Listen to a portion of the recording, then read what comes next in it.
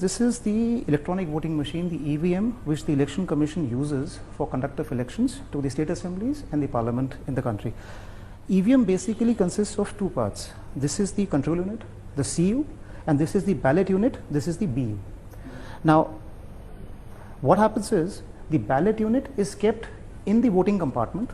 This is the voting compartment so that we have secrecy of vote here in the country. So along with this, along with the EVM, now we have the VVPAT, that is the voter verifiable paper audit trail, which is a new entrant on the election framework. Now basically the ballot unit contains the ballot paper which has the serial number, the name and the symbol of the candidate.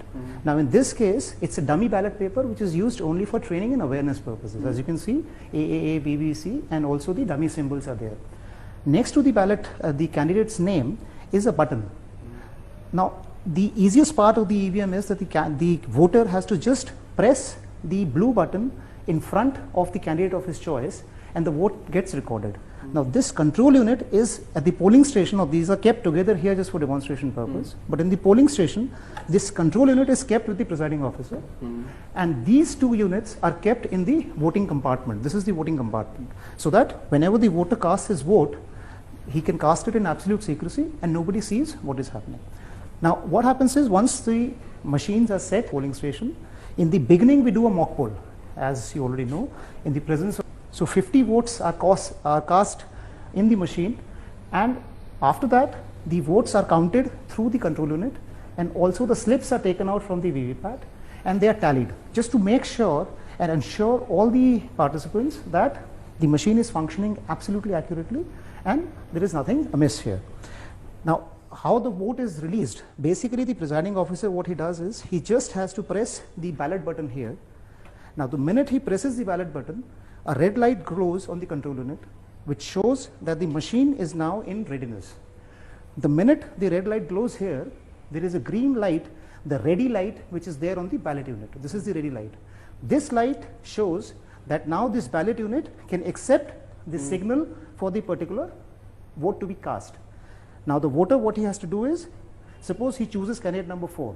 He just presses this blue button. The minute he presses this, a red light glows here, and along with it, simultaneously, we have the slip which gets printed in the VVPAT, and it is visible through this transparent window for 7 seconds. And simultaneously, there is this beep sound which says that the vote has been recorded successfully in the control unit, and the slip falls into the ballot slips compartment here, which on the poll day is completely sealed and not accessible to anybody. Okay. So this is the process in which a vote is cast. Yeah. So basically what the VVPAT does is it allows the voter to verify the vote that he has cast in the favor of the candidate of his choice. Yeah. Now I'll take out the slip and show you how the slip looks like. This was the slip which was just printed. So as you can see, it has the name, the serial number and the symbol. So these slips can be counted to verify the electronic result which is stored here, but that can be done under certain circumstances only. So one of those circumstances is that in case somebody, the candidate or his agent requests a returning officer under section 56T for a recount, the commission has also mandated a mandatory verification of one polling station for every constituency to do a verification of the slip count with the electronic count which is there in the CU. Plus, of course, if somebody goes in the election petition, so on the orders of the Honorable Court, the slips can always be taken out and the count verified with the control unit. So this is basically the architecture of the EVMs and the VVPATs here. And this entire setup is not possible anywhere, because a lot of time allegations are made that you can get it from anywhere, and you know this is hacked, this can be hacked and this can be tampered with. The EVMs which are used by the commission are completely standalone, non-networked, non-tamperable, robust and integrity, machines with integrity and credibility. There are two pillars on which this entire framework stands. One is the technological safeguards which are there in the design and technological features of the CU, BU and the VVPATs. The other is the detailed administrative protocols, security framework and procedural guidelines that we have installed around the EVM ecosystem, which prevents any unauthorized access to these machines by any unauthorized person.